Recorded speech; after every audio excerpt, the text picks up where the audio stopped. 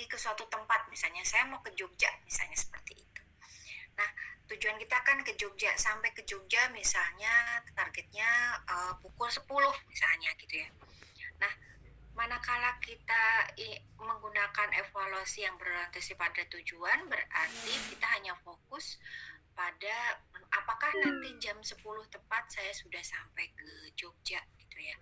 Dan nanti diceritakan bagaimana perjalanannya ya, selama perjalanannya itu dideskripsikan saja apakah tujuan sebetulnya mungkin bisa kita ceritakan banyak selama di perjalanan itu lalu lintasnya lancar dan lain sebagainya, tetapi bukan itu fokus utamanya. Yang menjadi fokus utamanya adalah apakah betul-betul saya itu sampai ke kota Yogyakarta tepat pukul 10.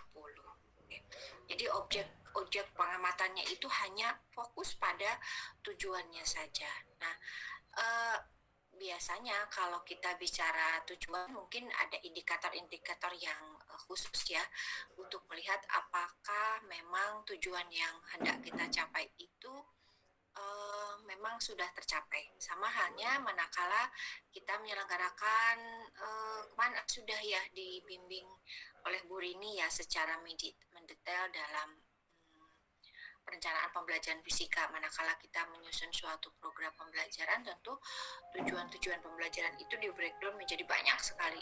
Untuk satu materi saja itu banyak sekali. Nah, itu kan dideskripsikan dengan berbagai indikator ya. Indikator-indikator itu dapat kita tahu tercapai atau tidak manakala kita menyiapkan sejumlah instrumen. Ini yang ingin saya tegaskan di sini, bahwa manakala pendekatannya itu adalah kualitatif, berarti instrumen-instrumen yang digunakan juga sifatnya kualitatif. Dan yang manakala kita orientasinya adalah kuantitatif, berarti instrumen yang digunakan itu berupa instrumen-instrumen yang pada ujungnya itu berupa angka-angka. Nah, manakala tujuannya itu kemudian dapat kita lihat dengan pendekatan kualitatif, bisa saya contohkan misalnya instrumennya itu adalah peneliti sendiri. Jadi seorang peneliti itu bisa menjadi sebagai instrumen. Jadi dia yang punya punya takaran sendiri. Jadi dalam penelitian kualitatif itu boleh seorang peneliti itu sebagai instrumen, diri sendirinya itu sebagai instrumen. Tapi mungkin perlu kita lengkapi dengan misalnya data dokumentasi, kemudian data yang kita peroleh melalui foto-foto atau video dan lain sebagainya untuk dokumentasi, ataupun dari hasil wawancara. Jadi manakala pendekatannya kualitatif, silahkan sesuaikan instrumennya yang digunakan, itu yang cocok untuk pendekatan kualitatif. Sedangkan manakala memilih penelitian yang menggunakan pendekatan yang kuantitatif, berarti siapkanlah instrumen-instrumen yang mendukung penelitian evaluasi ini dengan instrumen yang ala kuantitatif ya. Nah, sebagai contoh misalnya mungkin Anda sering mendengar angket ya kan, di situ ada menggunakan rating scale, di situ Anda menuliskan apakah tujuan, indikator dari tujuan itu dinilai atau direview atau apalah istilahnya yang tepat ya, dengan suatu angkat yang kemudian diangkakan, kemudian dikategorisasi, dan kita bisa menyimpulkan apakah dari sekian indikator itu ketercapaiannya seperti apa. Apakah ketercapaiannya bisa dikategorisasi dengan kategori sangat baik, cukup, atau kurang. Nah, itu bisa dilihat dari instrumen-instrumen yang sifatnya kuantitatif. Nah, begitu juga untuk evaluasi yang bebas tujuan. Jadi justru ini yang berlawanan ya dengan jenis model evaluasi yang pertama. Di sini justru di model yang kedua ini justru tidak terlalu terus-menerus memantau tujuan. Jadi di sini evaluator justru seolah-olah berpaling dari tujuan. Yang menurut Scriven ini dikatakan bahwa justru akan melihat dari dampak dari program. Seperti halnya tadi saya katakan bahwa kalau yang pertama tadi ya kita fokus dulu sama tujuannya, walaupun misalnya di di balik tujuan itu kemungkinan ada dampak, ada apa namanya hal-hal yang terjadi di luar jangkauan. Nah itu bisa katakanlah bisa tidak menjadi fokus dalam pelaporannya. Tapi untuk evaluasi bebas tujuan ini justru mungkin yang akan dilihat itu adalah dampak dari programnya, apa yang positifnya, apa yang negatifnya, sesuatu yang diharapkan dan sesuatu yang tidak diharapkan dari perjalanan suatu program. Nah hari ini mari kita lihat bersama sebetulnya bentuk laporannya dari evaluasi yang berorientasi pada tujuan dan yang bebas tujuan itu seperti apa. Nah hari ini saya minta bantuan kelompok 1 dan 2 ya kalau nggak salah ya, seperti sesuai janji saya kemarin. Silahkan monggo bisa mulai dari kelompok pertama, silahkan. Dalam catatan saya di sini untuk hari ini yang kelompok pertama itu Mbak Dina Gita dan Mbak Eka. Monggo silahkan Mbak Dina Gita dan Eka. Tugasnya kemarin adalah mereview artikel dalam bahasa Inggris yang terkait dengan goal oriented evaluasi. Silahkan Mbak Dina Gita sama Mbak Eka. Sebentar. Kesulitan nggak Mbak mendapatkan artikelnya? Sepertinya kemarin sempat itu Bu, kesulitan buat downloadnya, soalnya beberapa jurnal tuh ada yang berbayar gitu, jadi kemarin nyari-nyari terus alhamdulillah sudah ketemu. Oke, pakai Sihub juga nggak bisa Mbak? Yang ini yang Nggak bisa. Oh nggak bisa.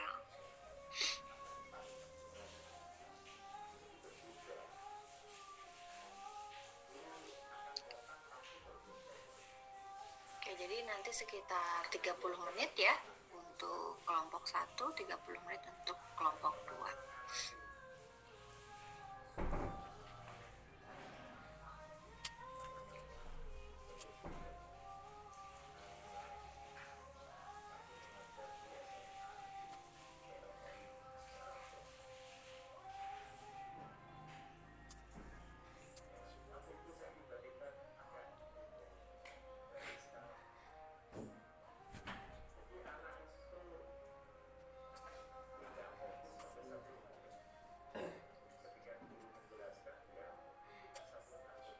Sebentar ya Bu, nanti lemot ini laptopnya.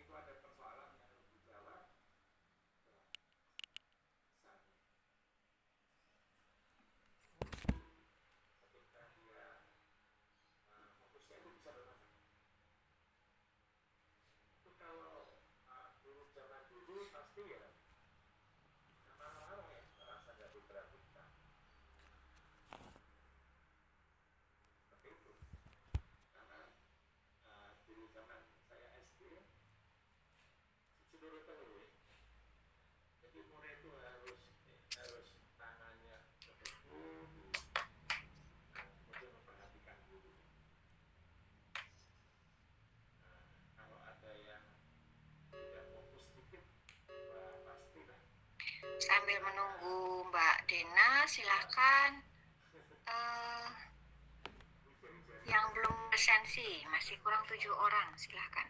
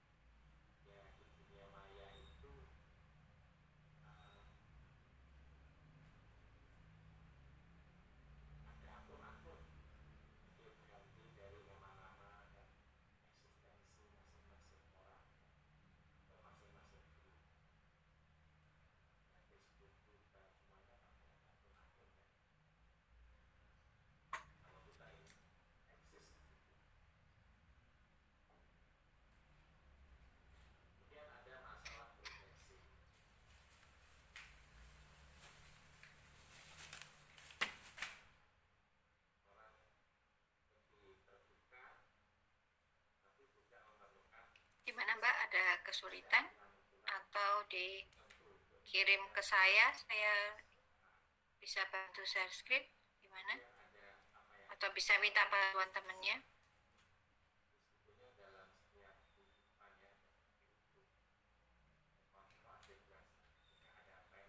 Bentar, ini sudah bisa.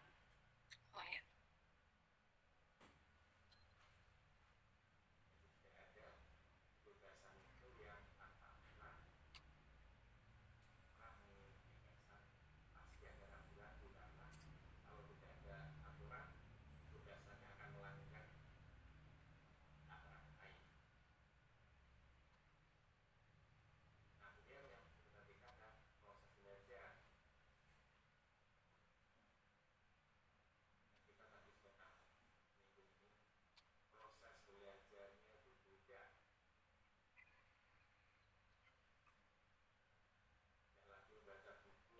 Apakah sudah terlihat, Bu?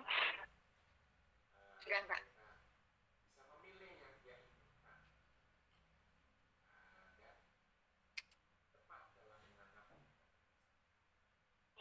Baik, Assalamualaikum warahmatullahi wabarakatuh. Selamat pagi Bu Elvin dan teman-teman semua. Kami dari kelompok 1 akan mereview tentang final step goal oriented by Taylor. Selanjutnya menurut Prof. Taylor ini evaluasi adalah suatu proses menentukan apakah tujuan telah terrealisasi atau belum.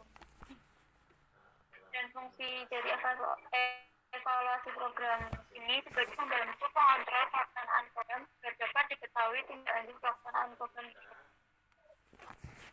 Dan kemudian kami mereview artikel jurnal yang berjudul Evaluasi Situasional Fragmen Metode dalam pendekatan berorientasi tujuan berbasis. Jurnal ini mengusulkan tentang kerangka kerja untuk mengevaluasi proses pengembangan perangkat lunak. Kerangka yang diusulkan menganggap sebentar, Bu.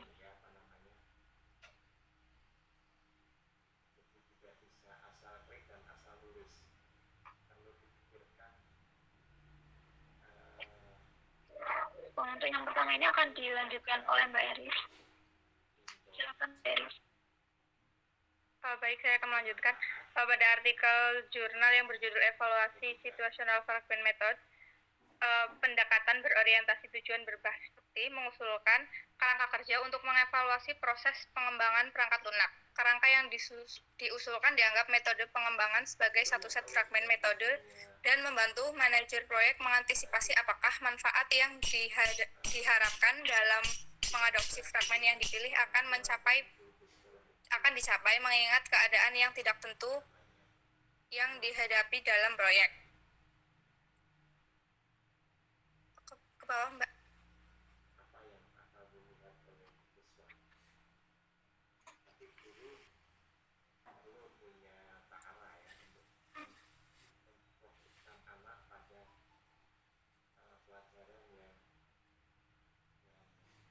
Untuk memanfaatkan pengetahuan situasional yang ada dalam fragmen, kerangka kerja yang diusulkan menyediakan repository berbasis bukti yang berisi representasi terstruktur dari hasil studi empiris.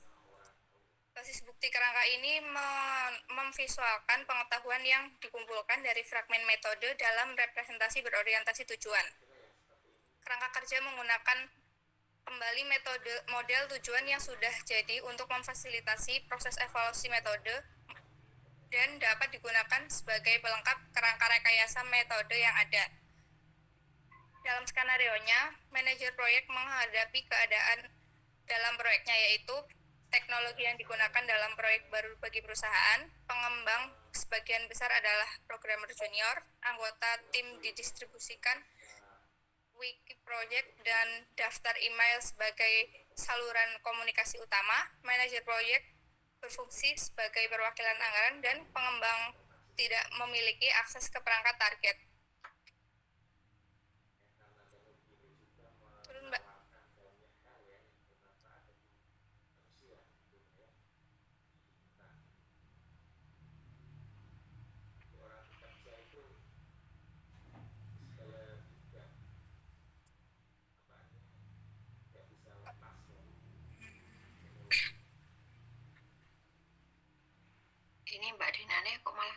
barusan. Oh iya Bu, mohon maaf sebelumnya anggota kelompok 1 itu Dena Gita dan Eristiani Bu, bukan Mbak Eka. Oh, gitu. Ini di catatan saya kok Mbak Eka. Eris Triani ya, berarti saya ganti ya. Oke. Saya juga agak batin, kok ini orangnya beda. Iya, kemarin saya lihat di catatannya itu anggota kelompok 1 Dena Gita dan Eka Tri, nggak ada Bu Eka Tri. Oh iya iya iya. Eristiani Bu, mohon maaf. Adanya Eka Tuti ya. Nggih Bu. Oke, baik. Ini Mbak Denane kemana ini? Hilang. Saya terganti. Katanya wifi-nya Mbak Gita mati Bu. Walah, bisa dikirim WA, nanti coba bisa dibantu share screen. Baik, sebentar.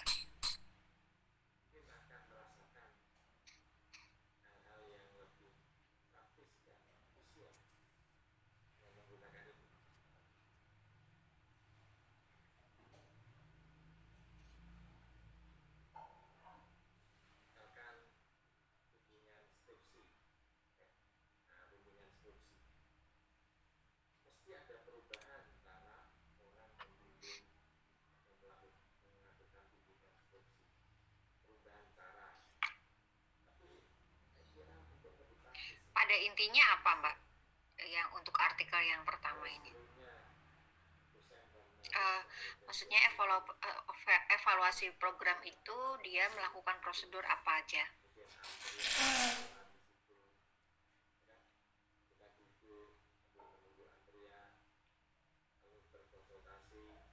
Halo?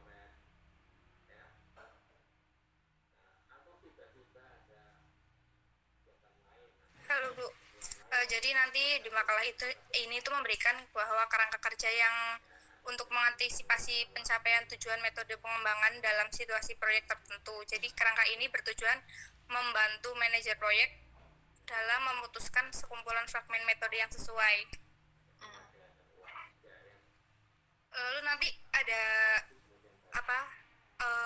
artikel yang kedua itu nanti membahas kelebihan evaluasi program dan kekurangan evaluasi program berorientasi tujuan. Sip. Nanti kirim artikelnya sama reviewnya ya Mbak di WA ya. Baik Bu. Kita belajar bersama.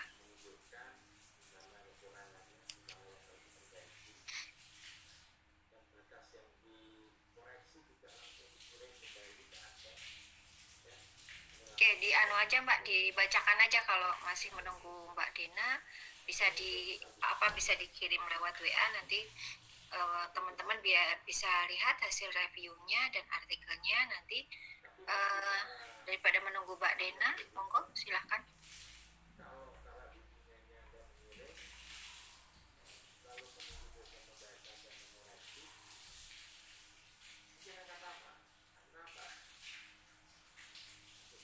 Baik, jadi untuk selanjutnya langsung lanjut ke artikel yang kedua itu membahas evaluasi dan kelebihan dan kekurangan evaluasi program berorientasi tujuan.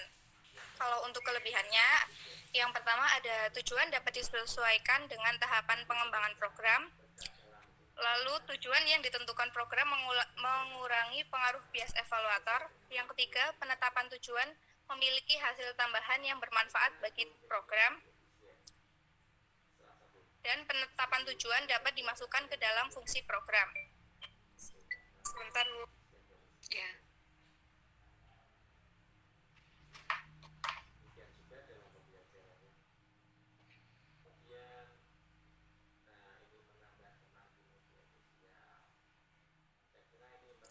Yang selanjutnya, tujuan yang selain kelebihan dari evaluasi berorientasi tujuan, ada beberapa kekurangan. Yang pertama, tujuan yang dinyatakan mungkin bukan tujuan yang nyata. Lalu yang kedua, hasil yang tidak diinginkan dapat diabaikan. Yang ketiga, kemungkinan perbandingan lintas program mungkin terbatas. karena dia fokus sama satu tujuan tok ya, tujuannya itu tok ya, tujuan programnya itu tok. Betul, Bu.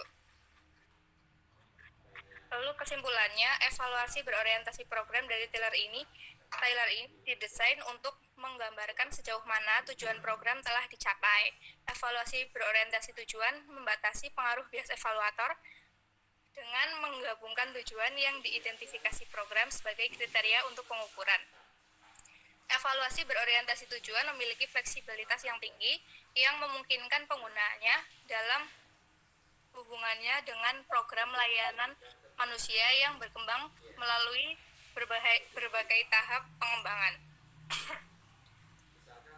Lalu keterbatasan evaluasi berorientasi program ini adalah spesifikasi tujuan program hanya berguna sejauh mana tujuan yang paling penting atau representatif dipilih untuk pengukuran dan meningkatkan kemungkinan bahwa evaluator akan melewatkan atau mengabaikan efek program yang tidak ditentukan atau tidak diinginkan.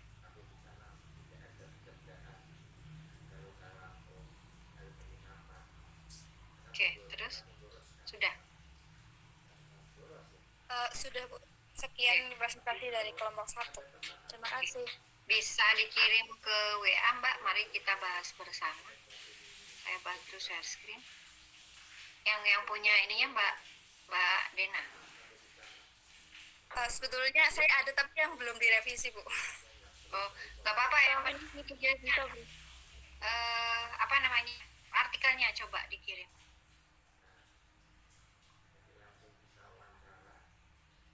Bu, ini soalnya saya kirim di grup sebentar ya, Bu. Ya, anunya aja apa artikelnya 2 sama hasil reviewnya.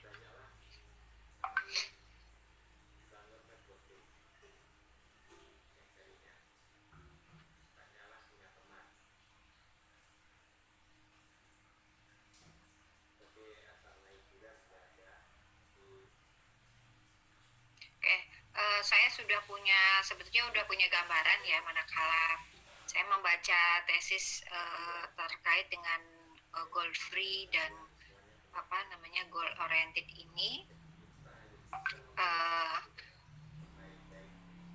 Kemudian kalau di tesis mungkin akan bisa deskripsinya itu bisa lebih konkret terlihat ya daripada di artikel, tapi paling tidak kita mencoba membaca apakah ada perbedaan orang luar yang laporkan ya, jadi terkait dengan 2 model ini.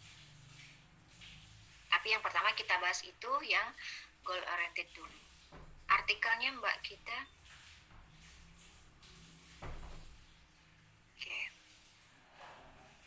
Oke, mungkin silakan bisa di share screen untuk artikel yang pertama Mbak. PDF-nya aja di share screen.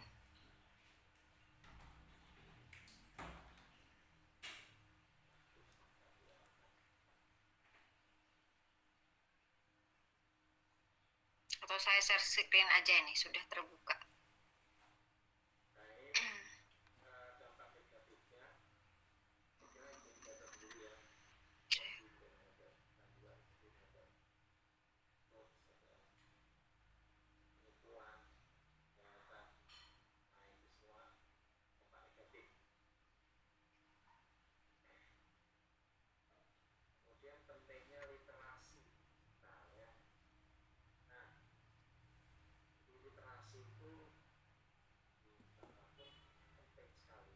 Oke, sudah muncul belum Mbak Mas? Sudah ya, kita coba masuk ke sini. Di sini dari Michigan ya, Michigan. The goal-oriented approach to evaluate, critique, and case study from... Ini yang artikel pertama apa yang kedua, Mbak? Kedua, Bu. Oh, yang kedua. Oke, kedua di sini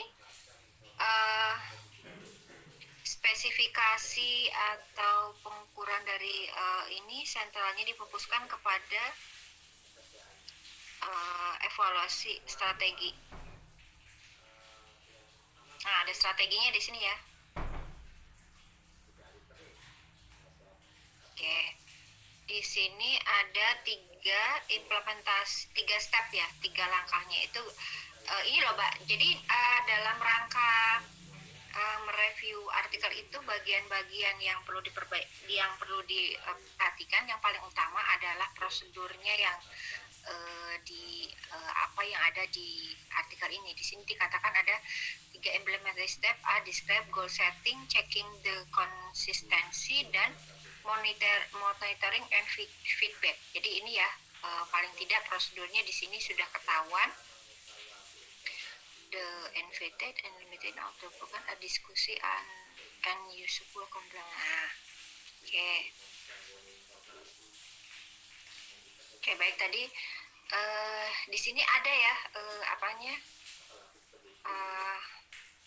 ini bisa dijadikan, jadi manakala Anda menentukan suatu model penelitian, nah contoh artikel yang seperti ini mungkin bisa dijadikan sebagai rujukan ya.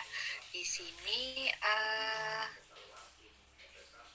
ada beberapa hal yang mungkin bisa Anda cermati di sini dalam mereview suatu artikel. Jadi nanti kedepannya Anda akan terbiasa untuk mereview artikel. Mulainya dari bagian-bagian yang ada terutama di abstrak dulu. Di abstrak itu biasanya menceritakan sebetulnya apa yang tidak dibahas pada inti dari artikel ini. Nah, dari sini sudah ketahuan dia spesifikasi dan pengukuran programnya di sini apa, oke. Dan di situ juga sedikit terkait dengan prosedurnya. Specific and measure, oke.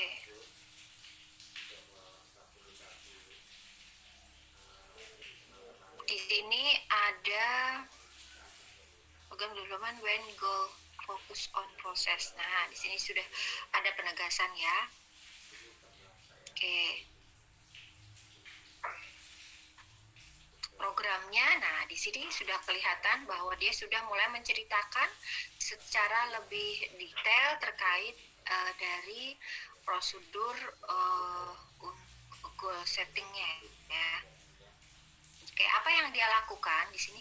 Di sini berarti bisa disimpulkan pendekatannya kuali atau kuanti, Mbak? Ayo. Pendekatannya kuali atau kuanti? Kuali, Bu. Kuali, oke. Baik. Nah, ini juga dengan tabel itu biasanya di review sangat penting. Gini loh, jadi saya sekali ngajari Anda, bukan ngajari, berbagi pengalaman. Jadi manakala mereview artikel itu silahkan betul-betul Anda cermati bagian-bagian yang penting nanti bisa Anda kutip atau Anda tulis dalam proposal atau dalam artikel Anda. Jadi termasuk yang bagian tabel. Bagian tabel itu kan sebetulnya kita lebih gampang membacanya ya ketimbang bagian deskripsi yang tadi di atas-atas ya. Dari sini sebetulnya sudah bisa memberikan gambaran kepada kita bahwa dia fokusnya di sini ya. Jadi dalam goal setting dan monitoring step ini dia ada langkah-langkah yang dibuat dalam bentuk gambar yang bisa Anda cermati di gambar pertama ini. Nah, di sini bisa kelihatan apa yang dia lakukan. Nah, sebetulnya di sini juga bisa disimpulkan ya terkait dengan goal setting yang dia maksud itu apa. Nah, itu bisa diceritakan ya. Ini untuk pengalaman yang untuk pengalaman kelompok selanjutnya. Oke. Kemudian checking konsistensi, yang dimaksud dengan checking konsistensi itu apa? Oke. Mungkin manakala dia sudah menentukan suatu program, dilihat ya kekonsistenannya itu seperti apa. Identifying discrepancies and obtain, saya bahasa Inggrisnya kurang bagus. Nah, ini dari sini saya juga sebetulnya ingin minta bantuan Anda ya, bagaimana kita mengungkap goal free itu gambarannya seperti apa. Nah, di sini ada beberapa kasus ya bisa diceritakan di sini. Silahkan. Jadi dalam melakukan review itu seperti itu. Diceritakan kasusnya seperti apa. Nah, di sini juga ada figur kedua. Maksudnya di sini apa gitu ya. dari grafik ini tentu akan bicara banyak bahwa manakala tujuannya seperti ini, dituliskan di sini 1 sampai 6. Nah, ada 6 tujuannya ya di sini ya. Nah, kemudian dia membuat matrik ya di sini antara tujuannya dengan develop quality program with funded and voluntary. Nah, di sini ada beberapa hal yang kemudian ingin dia cermati ya. Nah, manakala dikali, saya pikir artinya mungkin apa artinya di sini, kalinya di sini maksudnya ada keterangan kan? Tabel apa? Nah, di sini dari sini semuanya bisa diceritakan ya Mbak ya. Jadi apa makna dari kali ini? Apakah tidak terjadi atau terjadi? Nah, ini di figur nomor 2 dia katakan bahwa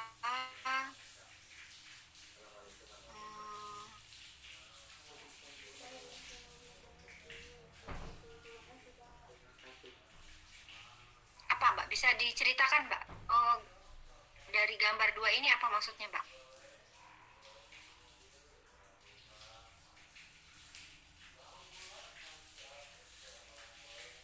Ini saya mencoba menugaskan Anda kira-kira mereview artikel seperti apa jadinya.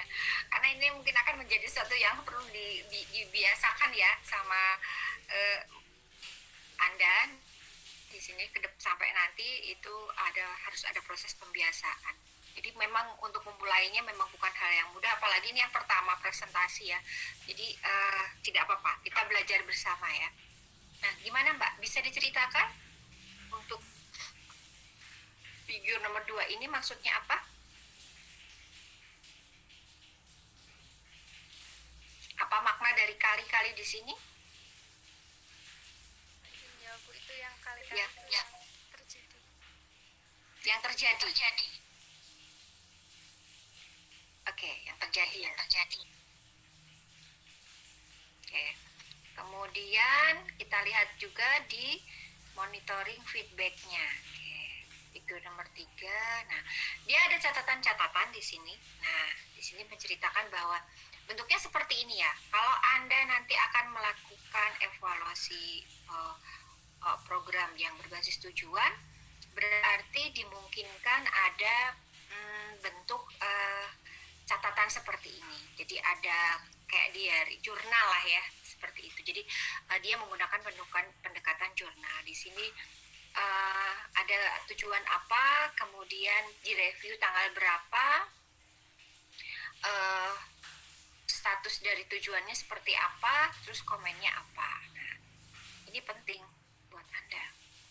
Dan siapa yang memberikan komen itu juga jelas, apakah si penelitinya ataukah key informannya atau juru kunci informasinya itu yang utama dari siapa dikumpulkannya. Jadi kalau misalnya dalam penelitian kualitatif itu biasanya ada yang disebut dengan responden, tetapi ada juru kuncinya atau key informan utamanya ya, atau informan yang memegang informasi yang paling utama atau key informant. Nah, di sini apa yang diperoleh selama wawancara atau selama observasi mungkin bisa dituliskan ke dalam bentuk jurnal seperti ini. Nah, dia tanggalnya jelas kapan, apa kemudian yang diberikan komen. Bisa juga yang memberikan komen itu adalah si peneliti sendiri. Nah, di sini siapa yang memberikan komen? Silakan nanti diungkapkan. Jadi kita biar tahu ya, di sini belajar bersama-sama. Dan di sini sebetulnya tidak diungkapkan secara detail berapa orang yang dikenai sebagai respondennya. Siapa saja yang dikenai respondennya, kita juga harus tahu ya dari artikel itu. Maksudnya biar menjadi pengalaman. Jadi manakala suatu program itu dibuat oleh suatu organisasi, katakanlah seperti itu, siapa aja yang kita sasar untuk kita kumpulkan informasi yang hendak kita laporkan. Data-data kita diperoleh dari siapa? Siapa sumber datanya? Siapa key informannya? Siapa saja respondennya? Berapa banyak respondennya? Apakah cukup mewakili? Apakah itu representatif? Nah, itu juga penting untuk dilakukan. Oke, baik. Selanjutnya, sudah diterapkan ya. Jadi ada beberapa hal di sini juga yang menunjukkan kekurangannya. Misalnya di sini dikatakan adanya bias accompanying but the side of goal. Nah, ada terjadi bias ya dari tujuan itu. Oke, kalau tidak salah seperti itu yang saya terjemahkan. Set of goal may not be a real goals. Berarti manakala suatu tujuan itu, ini artinya apa? Berarti manakala kadang-kadang kita membuat suatu tujuan tapi itu tidak realistis gitu ya, tidak mungkin, tidak bisa terukur, mungkin tidak bisa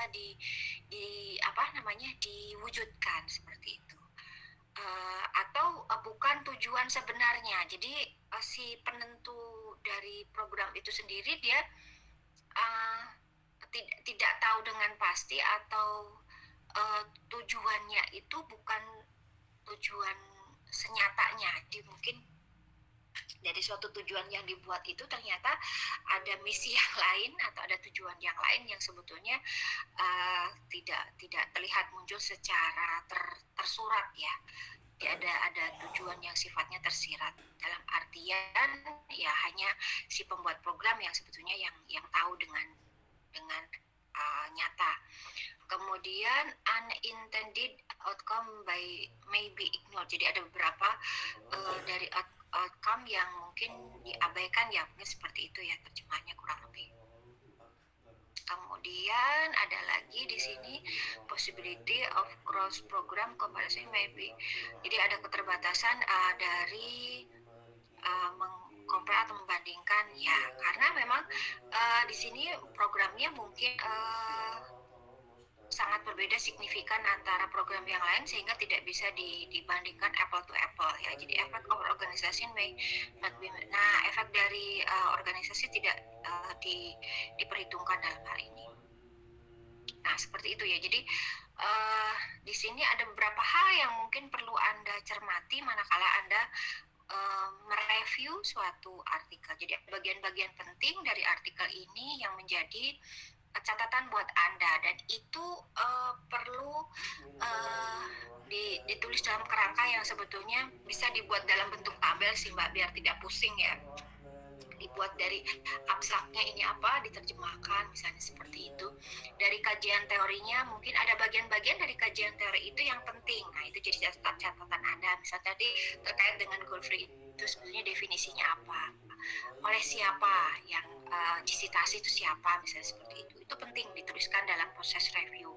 Kemudian dari sisi metodologis itu berarti tadi ya, prosedurnya seperti apa, sumbernya siapa, teknik yang digunakan apa. Dari tabel itu kan bisa bicara, oh dia pakai jurnal ya kan, seperti itu, dia punya daftar cek ya kan, ini ada atau tidak. Berarti dari situ juga Anda mendapatkan gambaran bahwa teknik apa saja yang digunakan dalam penelitian program yang dia gunakan. Kemudian bagaimana cara dia menceritakan hasil evaluasinya. Nah, bagaimana dia melaporkannya, itu penting menjadi catatan Anda. Kemudian bagaimana cara menyimpulkannya di sini. Apa conclusion-nya? Jadi dari masalah utamanya itu, terus dia apa yang bisa diresum dari hasil dari hasil penelitiannya dia. Itu kurang lebih untuk yang pertama. Selanjutnya untuk yang kedua.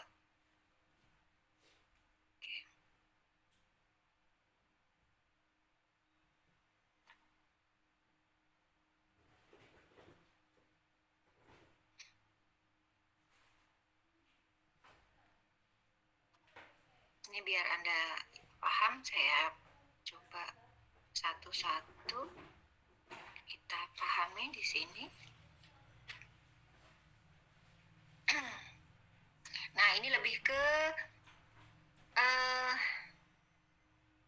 berbasis bukti. Nah, di sini menarik karena ada kata-kata bukti. Nah, buktinya itu dikumpulkan pakai apa? Kita lihat.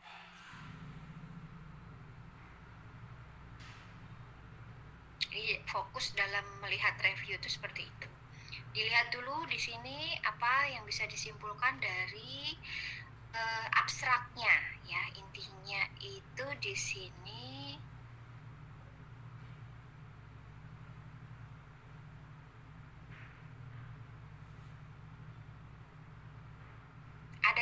khas dari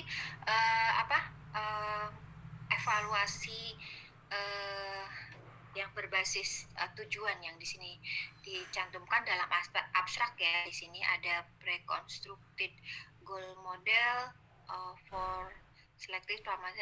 Di sini dikatakan ya, dia menggunakan kualitatif evaluasi prosedur penelitian evaluasi yang berbasis kualitatif pendekatannya. Nah, di sini jelas ya, nanti harus Anda cermati di sini apa pendekatan yang dia gunakan. Terus di sini sebetulnya dari sisi teorinya apa?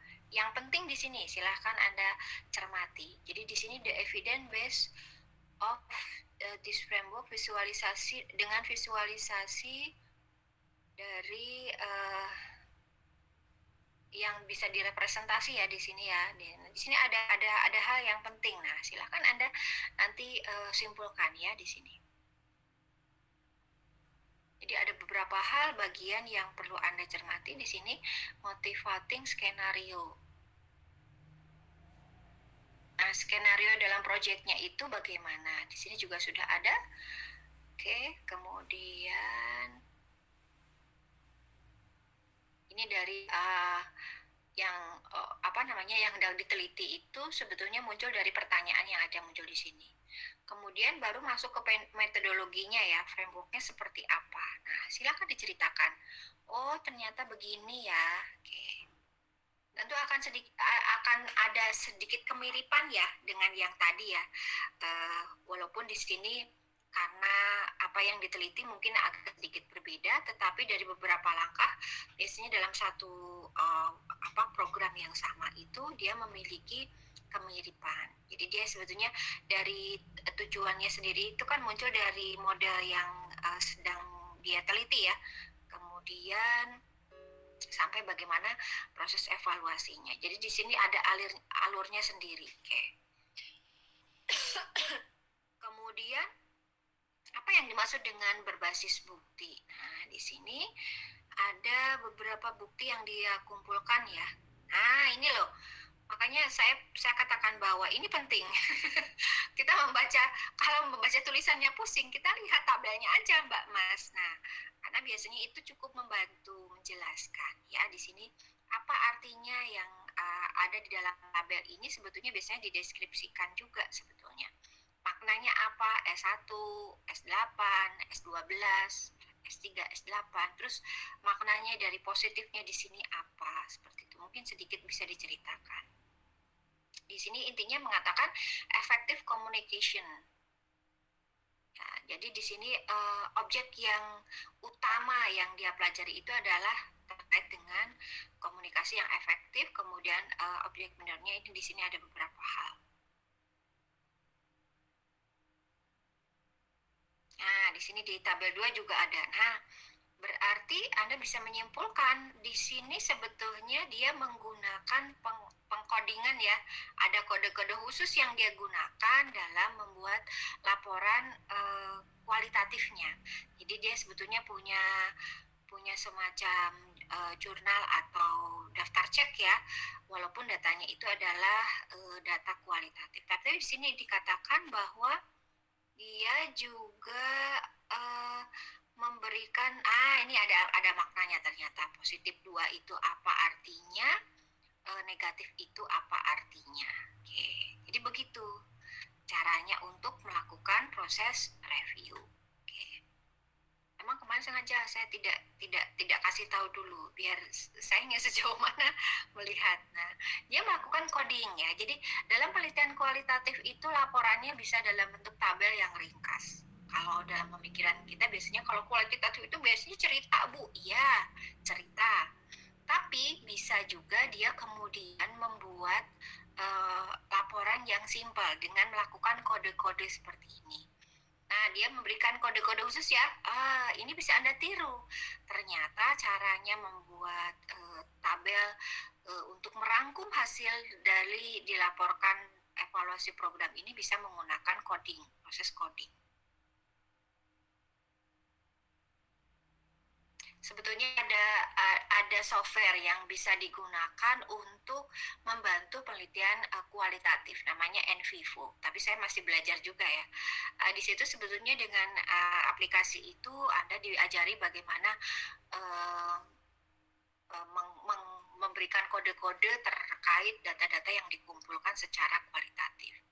Nah, kemudian di sini ada model fragment repository. Nah, di sini sebenarnya apa yang diceritakan? Intinya di sini yang kita pelajari adalah utamanya bagaimana prosedur dari evaluasi program itu berjalan.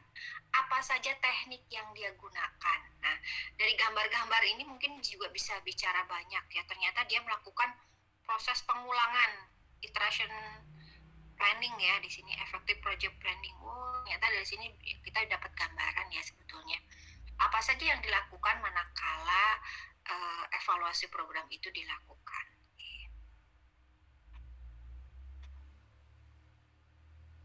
Nah, dia ternyata menggunakan berbagai model ya. Jadi sebetulnya ada model evaluasinya, kemudian di sini model fragmennya ya, fragmennya.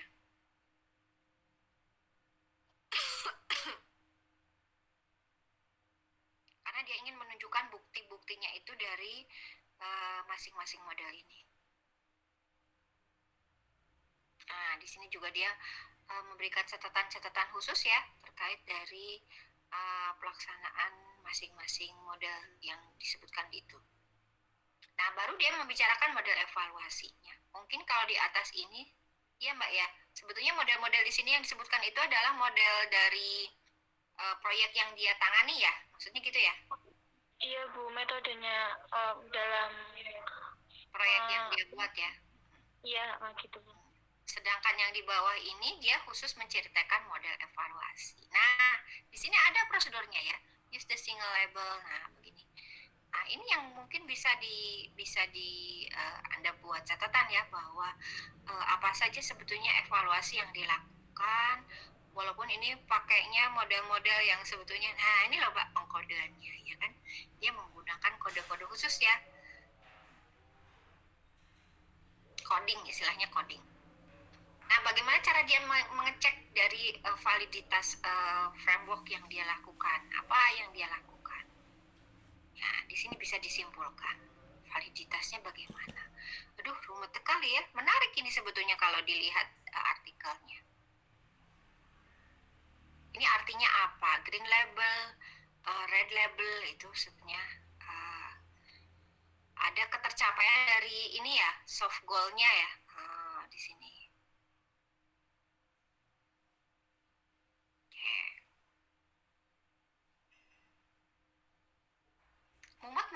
Mumet nggak Mbak baca artikel?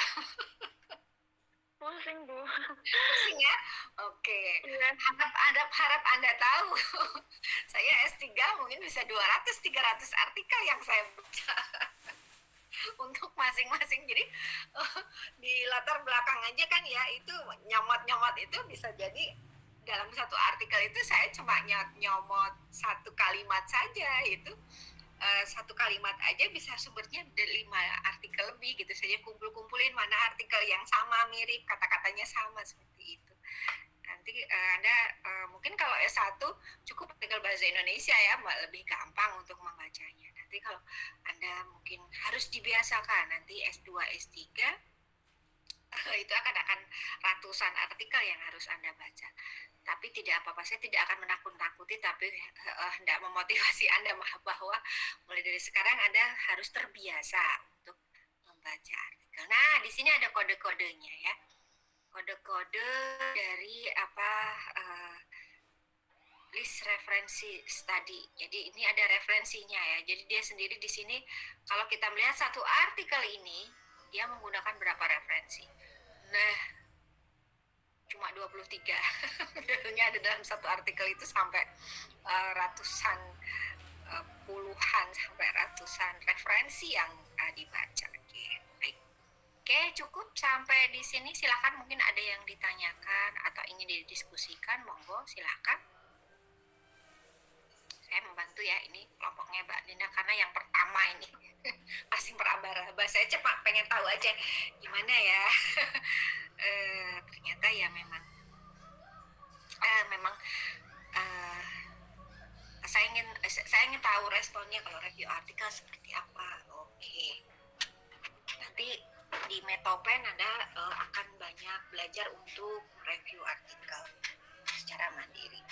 Baik, silakan. Mungkin apakah ada yang sudah mulai pusing atau belum pusing sama sekali? Kalau belum pusing berarti belum ada proses ya. Tapi kalau sudah mulai ada pertanyaan ya, mungkin seputaran yang sudah kita bahas, silakan. Sebelum nanti lanjut ke yang kedua, silakan. 5 menit saya ada waktu. 3 menit, silakan. Monggo.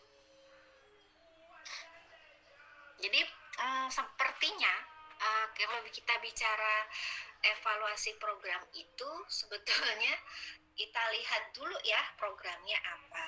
Nah, nanti ini saya akan mengenalkan Anda banyak sekali evaluasi program. Nah, dari evaluasi program ini tentu semua ada titik kekurangan dan kelebihannya masing-masing. Oke. Yang kita cermati di sini nanti silakan dari hasil review itu setiap kelompok itu menyimpulkan ya. Jadi kelebihannya dari evaluasi program yang berbasis tujuan ini apa? Kekurangannya apa? Tadi seperti dikatakan bahwa dia tidak bisa di-compare ya dengan program yang lain karena jelas masing-masing program itu punya tujuan yang berbeda. Kalau kita bandingkan apel mau dibandingin sama jeruk, ya jelas pohon apel tujuannya adalah bisa membuahkan apel, sedangkan pohon jeruk dia tujuannya adalah mewujudkan buah jeruk. Ya, kalau dibandingkan jelas beda ya, walaupun ditempatkan di satu lahan yang sama, dapat matahari yang sama, ya kan, dapat pupuk yang sama, yang ngurus petaninya sama, tapi sudah jelas mereka punya tujuan masing-masing untuk hidup kedua tanaman ini. Makanya manakala kita bicara evaluasi program berbasis tujuan, tentu ini tidak bisa dibandingkan antara program satu dengan program yang lain. Jadi hanya fokus aja membicarakan program yang sedang dia evaluasi. Nah, di sini dapat disimpulkan juga teknik yang bisa digunakan, pendekatan yang digunakan adalah, saya ulangi lagi, adalah pendekatan yang kualitatif. Walaupun dari kualitatif itu bisa dibuat tabel ya, bisa dibuat tabel, bisa dibuat kode-kode tertentu untuk melihat kualitas dari indikator yang sedang kita cermati. Nah, masalahnya adalah kadang-kadang kita harus mempunyai kepekaan yang tinggi untuk menerjemahkan tujuan itu. Syukur-syukur dari suatu tujuan itu sudah ada indikatornya ya di situ ya, untuk melihat bahwa tujuan itu sudah tercapai atau tidak. Tapi kadang-kadang kita harus membreakdown dari tujuan-tujuan itu menjadi bagian-bagian yang lebih sempit lagi untuk kita teropong ya, istilahnya seperti itu. Seperti saya tadi katakan, tujuan saya hendak ke Jogja sampai di sana jam 10 misalnya, berangkat dari sini jam 7 pagi, sampai sana jam 10. Nah, apa kejadian selama di jalan mungkin tidak akan menjadi pertimbangan. Yang jelas yang akan didetailkan itu adalah sampai di sana itu jam 10-nya itu Jogjanya di mana mungkin ya, karena Jogja itu sangat luas. Terus mungkin juga bisa dideskripsikan dari tujuannya itu berarti kita menggunakan jalan yang istilahnya yang umum dilakukan. Jadi ada narasi, ada deskripsi dulu untuk mencapai suatu tujuan. Ada kondisi-kondisi khusus, pengkondisian tertentu yang kemudian dikhususkan agar tujuan itu bisa tercapai. Tentu manakala kita menyusun suatu program kan berarti ada keadaan SDM-nya ya, ada keadaan fasilitasnya ya yang menjadi menjadi basic dari program itu sebelum dilakukan. Jadi kita lihat bahwa ada variabel yang sebetulnya memang bukan fokusnya, tetapi dia melihat bahwa bagaimana tujuan itu tercapai dengan kondisi tertentu. Kondisi tertentu itu yang sebetulnya itu bukan yang menjadi bagian utama. Coba nanti kalau kita melihat yang goal free, akan menjadi seperti apa laporannya, akan prosedur apa yang sebetulnya akan dia tempuh untuk melakukan proses evaluasi. Tapi di sini saya pikir Anda belum punya gambaran ya sebetulnya. Tapi gambaran itu akan terlihat manakala Anda membandingkan antara model evaluasi satu dengan model evaluasi yang lainnya. Dari bentuk pelaporannya kita bisa meniru ya dari situ ya. Jadi manakala ada kasus yang sebetulnya program apa yang hendak dievaluasi, kemudian bagaimana prosedurnya, bagaimana langkah pelaporannya, itu yang perlu Anda cermati manakala Anda mereview suatu jurnal. Baik, untuk kelompok 1 saya pikir diskusinya saya cukupkan dulu, kita berikan aplaus dulu. Terima kasih Mbak Bena sama Mbak S. Siapa tadi? Eris. Oke. Baik, selanjutnya kelompok 2. Tidak apa-apa. Untuk yang pertama mungkin masih grogi, masih belum punya gambaran. Nanti silakan Mbak reviewnya diperbaiki. Oke. Iya baik Bu, terima kasih Bu Elvi. Ya, sama-sama. Baik, selanjutnya yang kelompok 2, monggo. Baik Bu, izin present. Ya. Mbak Eriska dan Mas Gal, Mbak Galuh ya, Mbak Galuh ya, silakan.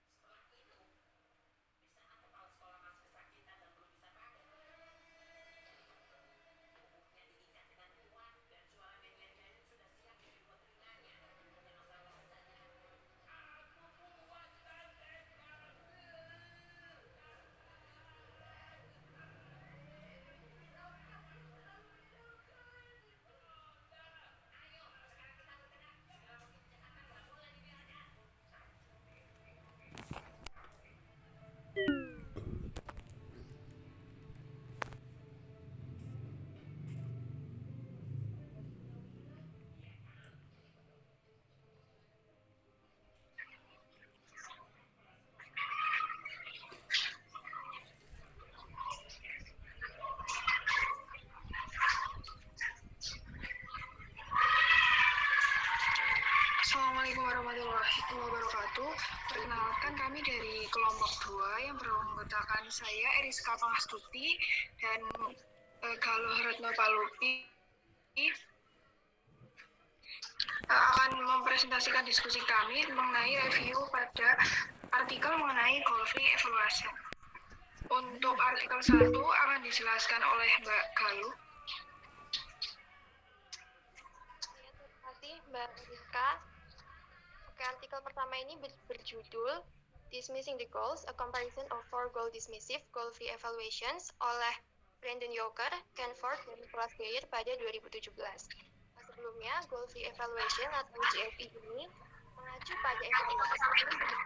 Evaluator melakukan evaluasi tanpa mengacu pada tujuan atau sasaran tertentu. Pada 1991 berpendapat bahwa begitu seseorang mempelajari tujuan atau sasaran suatu program, akan ada kecenderungan untuk berfokus pada tujuan tersebut dan mengabaikan hasil program lain yang relevan. Kemudian Fitzpatrick, Sanders, dan Wharton pada 2004 merangkum alasan evaluator GFE menghindari tujuan saat mengevaluasi. Antara lain bahwa tujuan tidak boleh dianggap sebagai sesuatu yang diberikan. Mereka juga harus dievaluasi. Dan selanjutnya, tujuan umumnya jarang mengungkapkan tujuan sebenarnya dari suatu program. Banyak hasil dari suatu program yang sebenarnya penting, namun tidak termasuk dalam daftar atau sasaran program. Bisa di next, Mbak Eriska.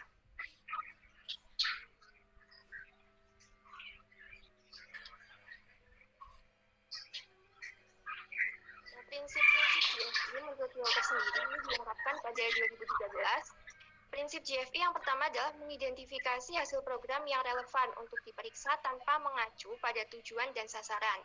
Yang kedua, mengidentifikasi apa yang terjadi tanpa dorongan tujuan dan sasaran.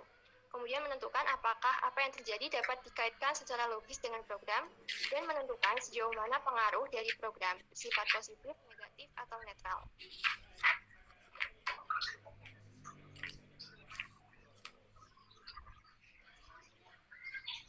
Di artikel ini ada 4 model GFI yang dibahas oleh Walker. Yang pertama adalah Most Significant Change atau MSC oleh Rick Davis pada tahun 1996. Ini dipublikasikan pada The Most Significant Change Technique, A Guide to Its Use pada tahun 2005. Kemudian model yang kedua adalah Outcome Harvesting oleh Ricardo Wilson Grau pada 2000 dan dipublikasikan pada Outcome Harvesting tahun 2012. Yang ketiga adalah Participatory Assessment of Development oleh Tom Dietz pada tahun 2008. Sedangkan publikasinya pada adalah Qualitative Impact Protocol oleh James Copperstake pada 2014. Dipublikasikan pada Full Guidelines for the Qualitative Impact Protocol pada tahun yang sama. Nah, dalam mendalami keempat model ini, Walker melakukan studi literatur terutama pada guidebook yang diterbitkan oleh foundernya dan juga wawancara terhadap founder dari masing-masing model. Next, Mbak Eriska. Nah, ini adalah contoh science atau program yang pernah dievaluasi oleh keempat model ini. Misalnya untuk MSI, ini pernah mengevaluasi Christian Commission for Development in Bangladesh. Kemudian OH ada Public Sector Reform di Burundi. Untuk project contohnya ada Action Aid International dan Water Aid International di Ghana. Dan untuk yang QUIP ini contohnya UK Department for International Development Microfinance Initiative di Kenya, Zambia, Malawi, dan Peru. Untuk contoh lain ada di tabel tersebut untuk masing-masing model.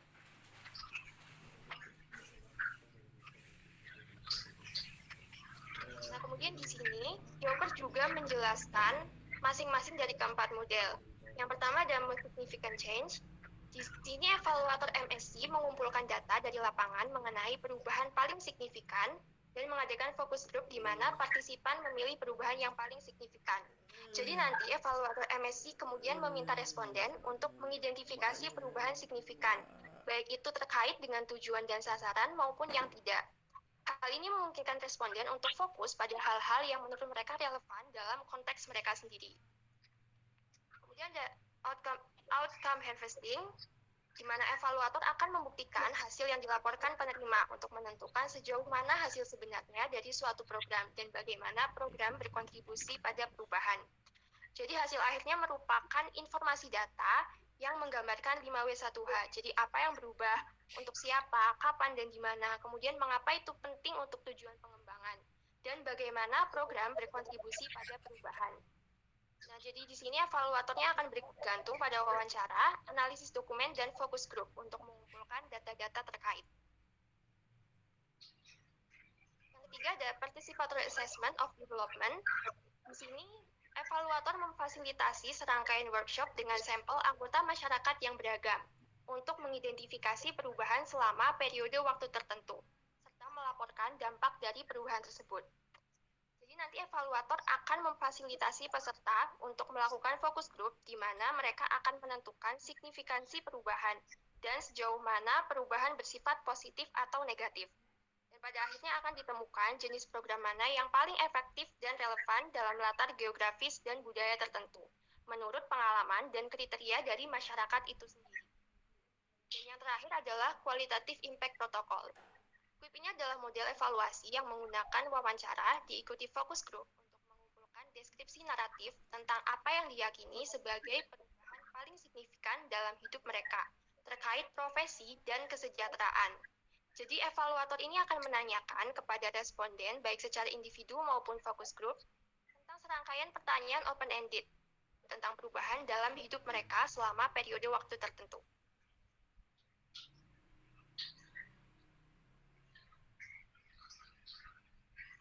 Dari keempat model yang telah dibahas oleh Walker tadi, kemudian mereka mencari dan menemukan kesamaan-kesamaan yang ada di antara keempat model GFI tersebut. Kesamaan yang pertama adalah evaluasi pembangunan internasional. Jadi model GFI ini keempatnya dirancang untuk digunakan dalam mengevaluasi program, proyek, dan inisiatif pembangunan internasional. Kemudian ada evaluasi partisipatif, di mana GFI menekankan pada data yang dikumpulkan dari penerima manfaat terkait perspektif dan pengalaman mereka. Jadi yang mengevaluasi di sini bukan hanya evaluator, tetapi semua pihak yang terlibat dalam program tersebut akan ikut mengevaluasi. Yang ketiga, evaluasi ex post yang merupakan evaluasi yang dilakukan setelah program selesai dilaksanakan. Tapi sebenarnya yang secara spesifik menyebut model mereka ex post itu hanya PADEF. Dari ketiga model yang lain menyarankan untuk mengevaluasi selama dan setelah program. Tapi intinya keempat model ini sama-sama melakukan evaluasi pasca program. Dan yang keempat adalah evaluasi hasil, di mana evaluasi hasil berfokus pada pengumpulan data mengenai perubahan, hasil, atau dampak program yang signifikan.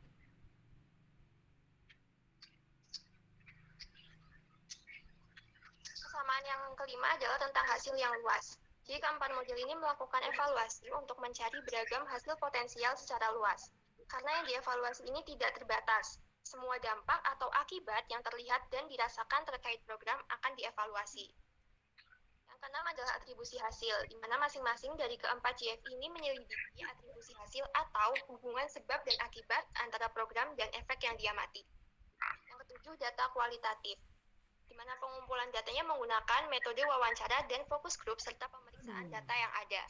Dan yang terakhir adalah suplemental, di mana keempat model GFI dalam artikel ini adalah tambahan untuk pendekatan dan strategi evaluasi berbasis tujuan. Maksudnya adalah tujuan tetap ada dan dievaluasi, tetapi mereka juga mengevaluasi dampak lain yang tercipta dari program tersebut. Sekian untuk hasil review artikel pertama. Untuk artikel kedua akan dijelaskan oleh Mbak Eriska.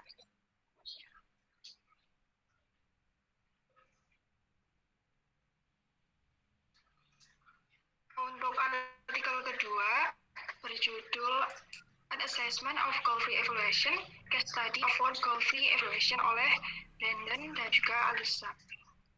Pada artikel kedua ini meninjau beberapa program, ada 4 program yang dievaluasi menggunakan GFE, tapi fokusnya pada desain goal-free evaluation pada program tersebut dan juga keahlian evaluator. Nah, di sini GFE sebenarnya bisa dipadukan dengan beberapa model evaluasi, akan tetapi model evaluasi yang dikombinasikan dengan GFE perlu memenuhi 2 syarat. Yang pertama, harus fleksibel dan dapat disesuaikan dengan model GFE dan juga tidak berbasis pada tujuan. Untuk pada artikel kedua ini menjauh 4 program. Di sini ada identitas programnya. Ada program Making It Work Evaluation untuk kesejahteraan individu yang berpenghasilan rendah. Kemudian ada program Summer School, lalu ada komunitas program perumahan dan juga ada program pengurangan biaya kuliah. Di sini identitas programnya terdapat partnership program, kemudian lokasi programnya, pelaksanaan program ini di berapa tempat saja, kemudian tanggal dan durasi program yang dilaksanakan, dan juga sponsorship-nya. Nah, dari 4 program tersebut yang dibahas, bidang GFE yang dibahas adalah hubungan praevaluasi antara program dengan evaluator.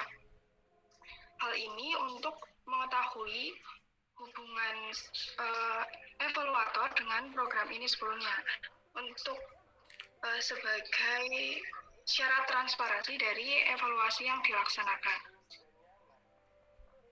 Kemudian ada desain evaluasi program dari masing-masing 4 program ini dengan menggunakan evaluasi GFE.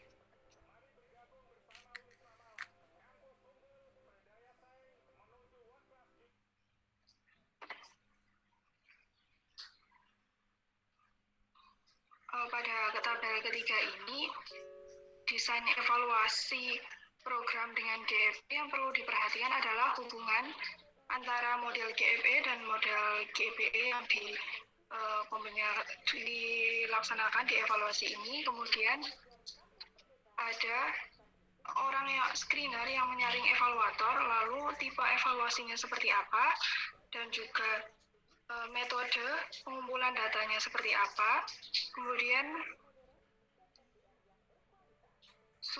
sumber datanya, kemudian pengambilan sampel, ukuran sampel yang diambil, dan juga perkiraan waktu yang dihabiskan evaluator dalam kegiatan pengumpulan data. Kemudian fokus yang dibahas yang keempat adalah keahlian evaluator.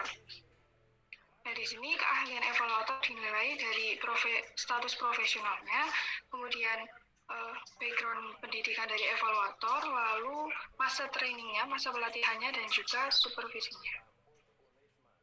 Kelebihan dari goal-free evaluation adalah evaluator tidak perlu memperhatikan setiap komponen secara rinci, tapi hanya menekankan pada bagaimana mengurangi prasangka saja. Kemudian model ini menganggap pengguna sebagai audiens utama, sehingga evaluasi yang dilakukan tidak dipengaruhi oleh pihak lain. Jadi evaluasi ini lebih transparan, lebih mengenai pada kebutuhan. Kemudian yang ketiga adalah mendorong pertimbangan setiap kemungkinan pengaruh baik di dalam maupun di luar perencanaan program. Dan yang keempat, memungkinkan evaluasi dari segala aspek yang dapat digunakan sebagai bahan pengembangan program yang lebih baik dari segala.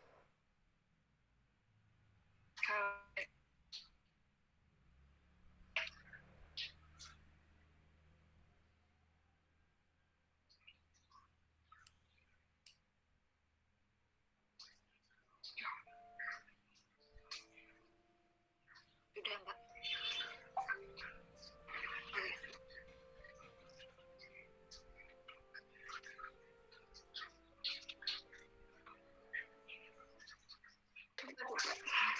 Masih ada ini kekurangan dari goal-free evaluation adalah perlu datanya pun terjamin, kemudian melakukan beberapa pelatihan sebelum melaksanakan program. Kemudian langkah-langkah sistematis yang dilakukan dalam evaluasi hanya menekankan pada objek sasaran saja, karena banyak yang diteliti, karena tidak ada tujuan pasti. Gitu. Jadi banyak yang dibahas. Kemudian tidak merekomendasikan bagaimana menghasilkan penilaian kebutuhan. Dan kekurangan yang lain adalah model ini kurang dalam menggambarkan bagaimana evaluasi benar-benar dilaksanakan. Sudah, Bu. Oke, baik. Terima kasih Mbak Eriska dan Mbak Galuh ya. Oke, di sini dari dua artikel tadi, nanti artikelnya dan PPT-nya silakan dikirim lewat WA ya Mbak ya. Oke, dari sini tentu manakala kita membandingkan dengan yang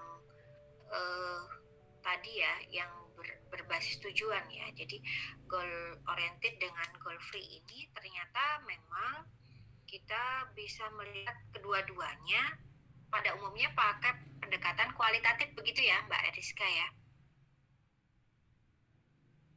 Iya Bu. Ya, masih kedua-duanya penelitiannya kualitatif. Nah, ini yang saya ingin bangun di prodi pendidikan fisika ya. Ya, jadi kira-kiranya ini saya minta pendapat yang tadi sudah presentasi ya, ada 4 orang di sini. Nah, kira-kira manalah kemudian Anda sudah menemukan suatu program, ya kan? Nah, kemudian model manakah yang lebih Anda akan pilih? Apakah yang berorientasi tujuan atau yang goal free? Kira-kira laporan mana yang kira-kira akan lebih mudah Anda sajikan dengan yang model goal free atau yang berorientasi tujuan? Monggo silahkan. Ya nggak? Sudah punya gambaran nggak bagaimana melakukan penelitiannya, kemudian bagaimana melaporkannya, atau masih blank sama sekali? Silahkan. Siapa saja, monggo dari Pak. Ya, silakan. Izin pendapat Bu, mungkin lebih mudah menggunakan yang berbasis tujuan gitu Bu, karena kalau yang goal free kan sepertinya banyak banget aspek yang perlu dievaluasi. Kalau goal free itu kan, kalau yang berbasis tujuan itu kan sudah ada rentetannya seperti apa yang perlu dievaluasi. Oke, baik. Yang lain silakan Mbak Galuh atau Eh, tadi siapa? Mbak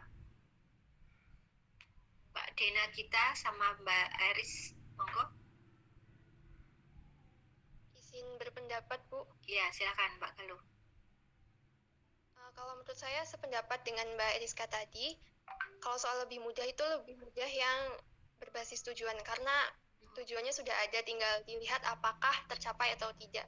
Kalau goal free tadi kan selain mengevaluasi tujuan, ada wawancara dengan pihak-pihak lain juga dan harus ditata lagi dari hasil wawancara tersebut. Jadi bisa dibilang lebih ribet sih Bu kalau Faktor yang lain juga dipertimbangkan ya, apa yang menjadi bias terhadap tujuan ya. iya Bu. Oke, kalau menurut Mbak Dena sama Mbak Eris, monggo. Iya, kalau saya juga sama seperti Mbak Eriska dan Mbak Galuh tadi. Soalnya dalam metode yang goal oriented itu kan hanya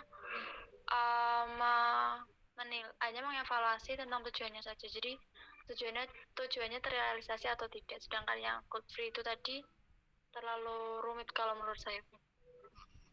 Lebih banyak yang harus dihubungi ya. Iya benar Bu. Banyak partisipan yang harus terlibat karena dilihat dampaknya ya kan, dampaknya. Tetapi ini satu lagi Mbak Nena, satu lagi Mbak Eris, silakan. Izin jawab Bu, saya sependapat dengan mereka bertiga Bu.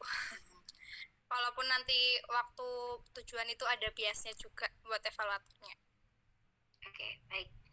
Tetapi yang justru saya aneh ya, manakala saya membaca tesis-tesis di PEP, jadi saya S2, S3 di penelitian dan evaluasi pendidikan. Ternyata mungkin karena tipikal orang Indonesia itu ini ya, senang banyak komentar, istilahnya seperti itu ya. Jadi manakala melakukan penelitian dan disuruh meminta apakah lebih memilih yang goal free atau yang berbasis tujuan.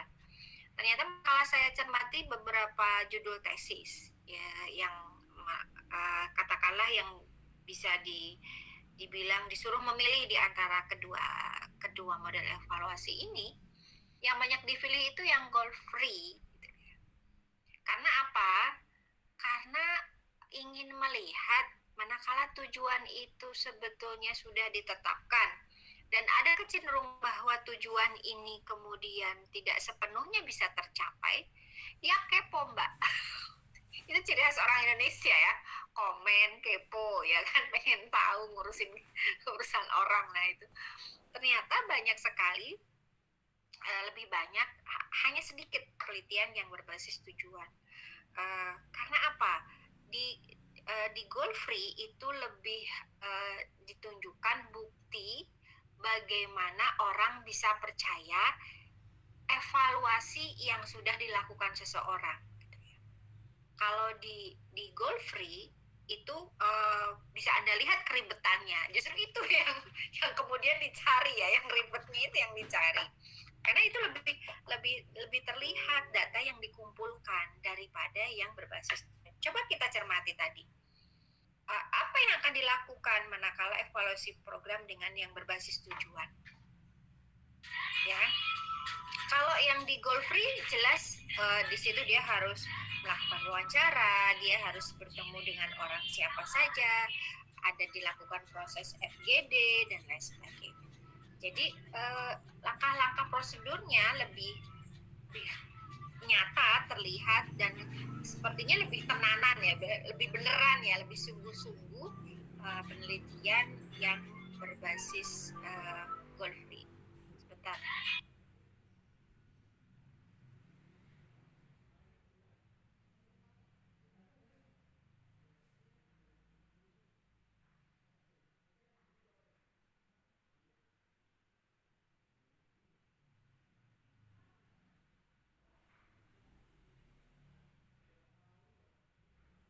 Mohon maaf ada gangguan. Nah, walaupun memang kelihatannya lebih simpel ya dengan yang menggunakan berbasis tujuan, tapi yes boleh-boleh aja kalau misalnya nanti manakala UTS ini kan tagihan Anda kan ini ya, menentukan program apa yang hendak dievaluasi.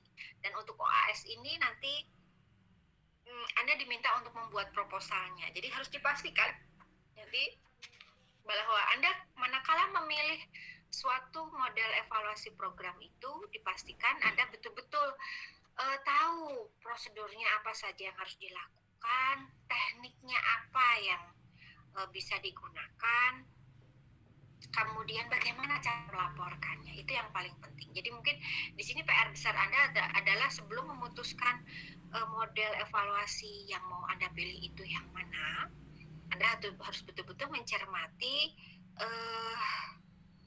poin-poin, karena biasanya begini, manakala kita membaca suatu jurnal itu kan sebenarnya kita ngeblanknya itu dia itu ngapain aja sih gitu ya kan, pertanyaan kita begitu ya. Kalau yang tadi yang di artikel yang saya belum membaca yang artikel 2 terakhir yang Mbak Galuh dan Mbak Eriska di sini ya, seberapa detail laporan jurnal yang dilaporkan oleh si penulis artikel dan apa saja yang dia bisa ceritakan dari hasil pengalamannya melakukan proses penelitian tersebut. Nah, itu penting menjadi catatan kita bersama. Nah, saya yakin bahwa tidak ada yang pakem manakala kita melaksanakan suatu penelitian. Which is di sini kita bicara soal evaluasi program ya. Jadi kita kalau kita membaca literatur itu sangat simpel sekali. Ini ada loh model evaluasi program berbasis tujuan. Ini model evaluasi berbasis goal free misalnya, tidak terlalu dibebaskan dari tujuan misalnya seperti itu. Kesannya simpel, jadi dari buku yang saya baca yang di tahun mulai dari tahun 70-an itu Scriven dan lain sebagainya, evaluasi tanpa suatu ketakutan, evaluation without fear gitu ya. Itu di situ ceritanya itu deskripsinya sangat panjang kali lebar, tapi intinya sebetulnya dia hanya ingin menyimpulkan beberapa model evaluasi sebetulnya dalam buku tersebut. Tetapi di situ tidak ada kecukupan informasi bahwa di buku-buku referensi itu bagaimana proses evaluasi yang dilakukan. Misalnya Anda bisa baca di bukunya Farida ya, itu bicara evaluasi program. Silakan kalau misalnya Anda ke toko buku silakan cari bukunya Bu Farida ya, itu bicara soal evaluasi program. Tapi di situ juga tidak bicara banyak sebetulnya bagaimana prosedur dari penelitian evaluasi yang dilakukan, langkah-langkahnya. Nah, makanya kita punya suatu suatu bukan kewajiban ya, tetapi akan membuat kita banyak tuntutan ya untuk membaca artikel agar mengetahui sebenarnya prosedurnya seperti apa. Seperti contoh tadi yang disampaikan oleh Mbak Ariska dan Galuh, ternyata di situ ditemukan ya, dari evaluasi yang goal free itu ada beberapa anaknya lagi ya. Padahal ini sudah model, tapi ada modelnya lagi, jadi ada submodel ya. Jadi ternyata masih ada beranak pinak juga. Nah itu penting Anda ketahui juga manakala Anda menentukan satu model goal free aja, di situ ternyata kita juga harus memilih lagi lebih spesifiknya model yang seperti apa. Kemudian dari setiap model itu ternyata ada contoh-contoh yang sudah dilakukan. Saya tertarik tadi ada summer school ya, program pesantren kilat kalau zaman saya mungkin dulu gitu ya. Selama liburan itu diisi dengan apa gitu loh, momentum liburan itu gitu loh. Itu juga model evaluasi. Atau misalnya perkemahan yang dilakukan oleh kegiatan di organisasi di sekolah, itu juga menarik karena banyak hal yang sebetulnya program-program yang tujuannya itu menarik untuk kita teliti. Oke, sampai di sini mungkin ada pertanyaan dulu, silakan untuk didiskusikan. Tapi sudah ada gambaran ya, minimal ya Mbak ya. Dengan membaca 4 artikel, di sini ada reviewnya, kita sedikit mendapatkan gambaran bahwa dari setiap model itu ada beberapa contoh dari prosedur tahap-tahapan yang perlu dilaporkan dan bagaimana cara melaporkan hasil evaluasinya. Silakan, mungkin ada pertanyaan dulu, monggo, mari kita diskusikan. Monggo, silakan. Ini sudah pusing atau tidak pusing sama sekali nih? Oke, karena ini ini memang sesuatu yang saya coba angkat ya di prodi kita ya. Jadi silakan nanti Anda betul-betul kalau bisa ditekuni, ini satu tema skripsi yang menarik, model evaluasi. Terus terang saja masih jarang diangkat sebagai judul skripsi oleh kakak kelas Anda, tapi yang sudah dilakukan itu saya ulangi lagi terkait evaluasi program bakat minat yang berhubungan dengan Olimpiade itu sudah ada, kemudian program pengelolaan lab secara terpisah dari mata pelajaran fisika, kemudian ada lagi terkait program bakat minat fisika tapi program bakat minat.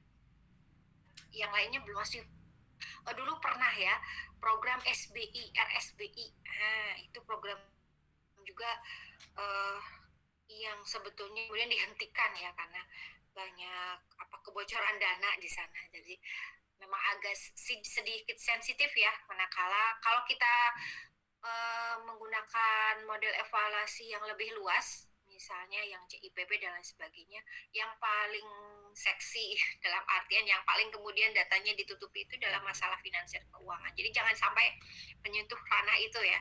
Jadi kita orientasikan aja pada hal-hal yang sifatnya lebih umum, bukan hal yang istilahnya menjadi aib dari suatu organisasi. Jadi Anda juga perlu kehati-hatian menjadi seorang evaluator itu menentukan beberapa target yang hendak kita teliti. Jangan sampai target itu datanya tidak bisa kita kumpulkan karena menyinggung posisi atau keadaan suatu organisasi yang sedang kita evaluasi programnya. Oke, silakan. Mungkin ada pertanyaan dulu. Masih ada waktu.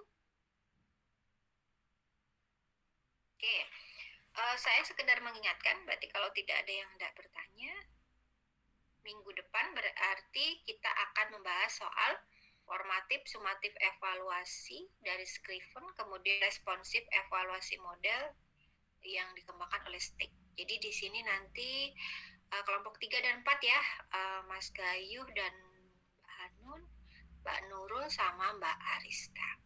Oke, kalau tidak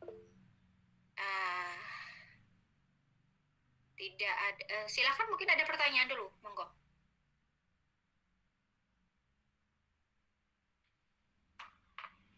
Jadi kalau misalnya ini nanti Anda